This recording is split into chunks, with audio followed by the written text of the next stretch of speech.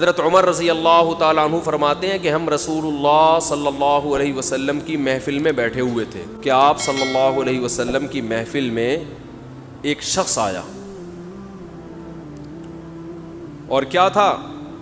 شدید بیاض الثیاب، انتہائی سفید کپڑے اس شخص نے پہنے ہوئے، شدید سواد الشعر، انتہائی سیاہ بال، لا یرا علیہ اثر السفر ولا یعرفہ منا احد۔ کتنی عجیب بات ہے، کہہ رہے ہم میں سے کوئی اسے جانتا بھی نہیں تھا لیکن اس پہ سفر کے کوئی آثار تھے بھی نہیں۔ تو بہت عجیب سی بات ہے یا نہیں ہے کہ ایک بندے کے اتنے سفید کپڑے جبکہ وہ اس محلے کا بھی نہیں، کیونکہ پہلے تو اونٹوں پہ پیدل آتے تھے نا، تو بھائی میلے کپڑے ہوتے ہیں، ہم کہتے ہیں پتہ نہیں کہیں سے کہاں سے آیا ہوگا، مصر سے آیا ہوگا، شام سے آیا ہوگا، کہیں سے آیا ہوگا۔ وہ لوگ تو سب ایک دوسرے کو جانتے تھے، جیسے گاؤں میں جانتے، صدیوں سے اکٹھے رہ رہے ہیں، لیکن کپڑوں کی سفیدی سے لگ رہا ہے بھائی مقامی آدمی ابھی نہا دھو کے آیا ہے، مگر ہم میں کوئی اس کو جانتا نہیں ہے، اور ایسا جوان کہ اس کے انتہائی سیاہ بال، اور نبی سے اتنی بے تکلفی کا اظہار جیسے کوئی پرانا دوست ہو۔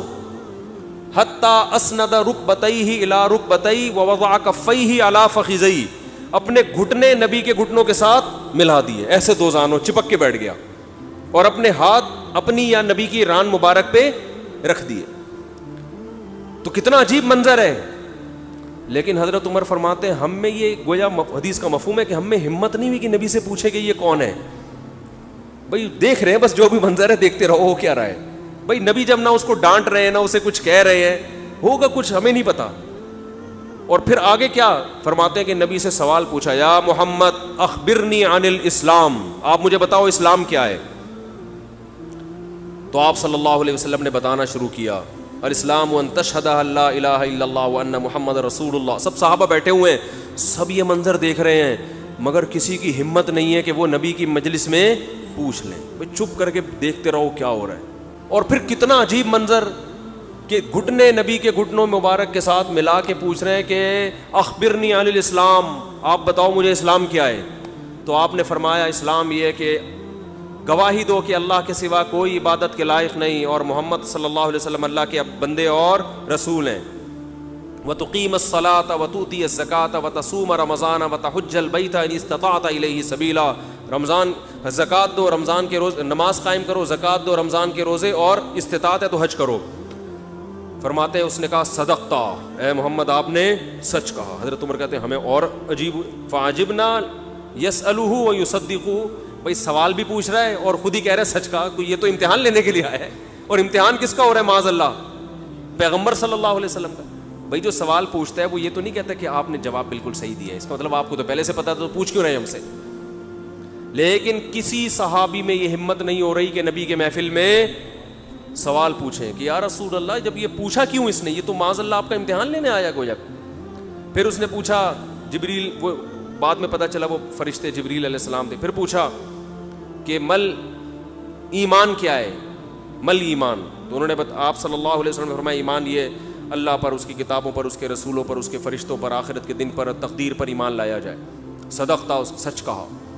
پھر انہوں نے پوچھا کہ احسان کیا ہے، پھر آپ نے فرمایا ان تعبد اللہ کانک تراہ فان لم تکن تراہ فانہ یراک، اللہ کی ایسے عبادت کرو جیسے تم دیکھ رہے ہو کیونکہ وہ تو تمہیں دیکھ رہا ہے۔ صدقتا، اس نے کہا بالکل سچ کہا متی الساعہ، قیامت کب آئے گی؟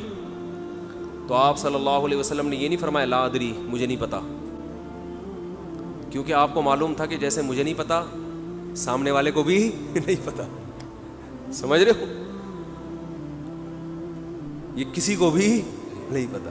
تو یہاں آپ نے جواب میں یہ نہیں کہا مجھے معلوم نہیں ہے، بلکہ آپ نے بتا دیا کہ جیسے تمہیں معلوم نہیں ہے، یہاں تم صدقتا نہیں کہہ سکتے، جیسے مجھے معلوم نہیں ہے تمہیں بھی، اس لیے آپ نے فرمایا مل مسئول عنہا باعلم من السائل، جس سے پوچھا جا رہا ہے وہ پوچھنے والے سے زیادہ نہیں جانتا۔ ہاں تو یہی نبی صلی اللہ علیہ وسلم نے جو فرمایا نا مل مسئول عنہا باعلم من السائل، یہ بھی کیا ہے؟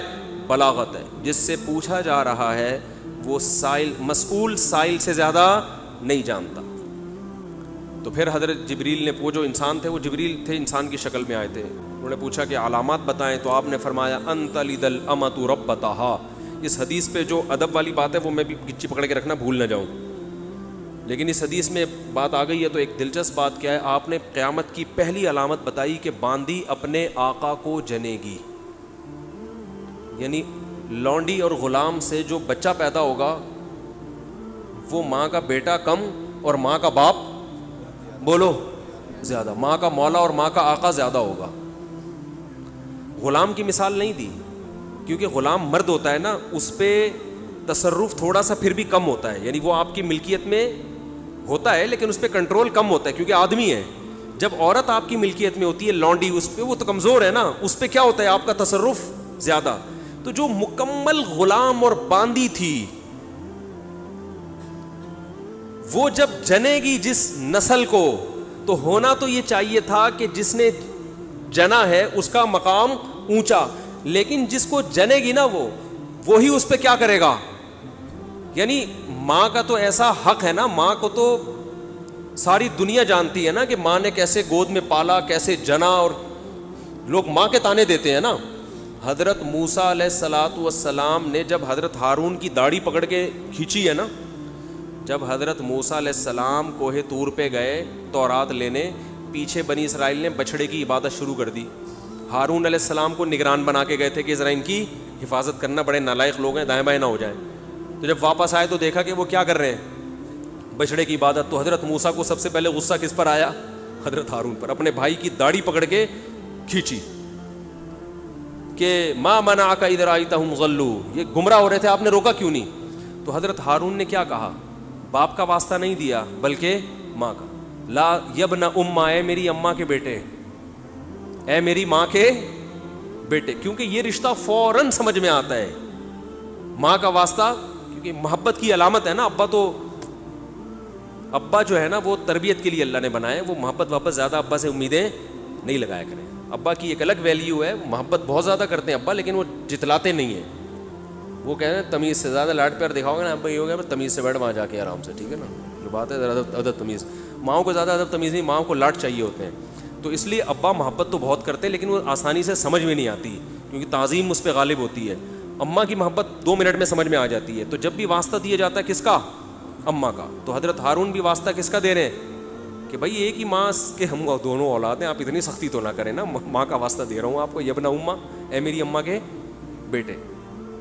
تو ماں جو اتنا قریبی رشتہ ہے, جس کی محبت سب کو سمجھ میں آتی ہے, اس کو غلام بنا لینا تو یہ کھوپڑی میں آنے والی بات نہیں ہے. لیکن حدیث میں کیا آتا ہے, قرب قیامت میں بیٹا کیا ہوگا, ماں پہ حکومت کرے گا, بیٹا ماں پہ حکومت کرے گا.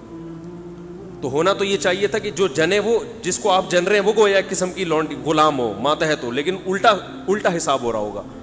تو یہ بھی پتہ چل رہا ہے کہ ادب مارکیٹ سے کیا ہونا شروع ہو جائے گا, شارٹ. مطلب حدیث کا یہی ہے کہ چھوٹے جو ہے نا وہ بڑوں کی جگہ ہو جائیں گے, اور بڑے, اور یہ خدا کی قسم آج اپنی آنکھوں سے میں دیکھ رہا ہوں,